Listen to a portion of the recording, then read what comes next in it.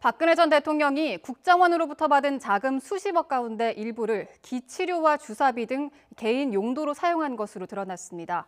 검찰은 이와 관련해 박 전 대통령을 추가 기소했습니다.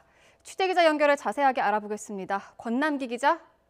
네, 서울중앙지방검찰청입니다. 네, 자금의 사용처가 구체적으로 나왔다고요?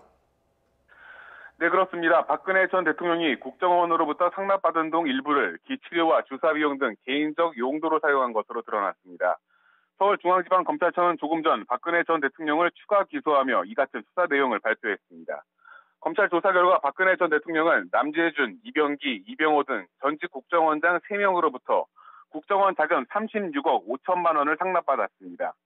이 가운데 3억 6,500만 원을 최순실 차명전화 요금과 기치료 등 개인적 용도로 사용했습니다. 참고로 정호성 비서관 등 이들이 3년 동안 사용한 차명 전화만 51대에 달하는 것으로 검찰은 보고 있습니다. 또 이재만, 정호성, 안봉근 전 비서관 등 이른바 문고리 3인방의 활동비 명목으로 9억 7,600만 원이 사용됐고, 최순실이 고용태 등과 함께 운영한 대통령 전용 의상실 운영비를 지급할 때도 국정원 자금 일부가 쓰인 것으로 조사됐습니다. 국정원 상납 자금은 지난 2013년부터 지난 2016년까지 남재준, 이병기, 이병호 전 국정원장 시절에 이루어졌습니다. 매달 현금 5천만 원씩을 받다가 나중에는 1억에서 2억으로 상납 금액이 증가했습니다. 이 모든 돈이 뇌물이라는 것이 검찰의 판단인데요.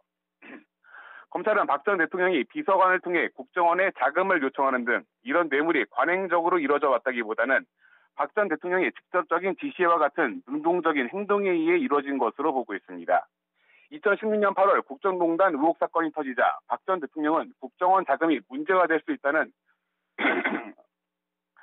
2016년 8월 국정농단 의혹 사건이 터지자 박 전 대통령은 국정원 자금이 문제가 될 수 있다는 비서관의 건의를 받아들여 자금 수수를 잠시 중단하기도 했는데요. 검찰은 이 부분이 국정원 상납금을 받는 것이 위법한 것인 줄 박 전 대통령이 알았다는 반증이라고 설명했습니다. 검찰은 이와 함께 이들 문고리 3인방의 명절비와 휴가비 지급 내역이 담긴 최순실의 자필 메모를 확보해 최 씨가 박 전 대통령을 도와 국정원 상납금을 관리하는 데 관여한 정황을 확인했습니다. 다만 지난 2016년 4.13 총선 때 이른바 진박 감별 여론조사 비용으로 사용된 5억 원은 박 전 대통령이 관여됐는지 수사가 진행되고 있어 이번 기소 내용에는 빠졌습니다. 지금까지 서울중앙지방검찰청에서 YTN 권남기입니다.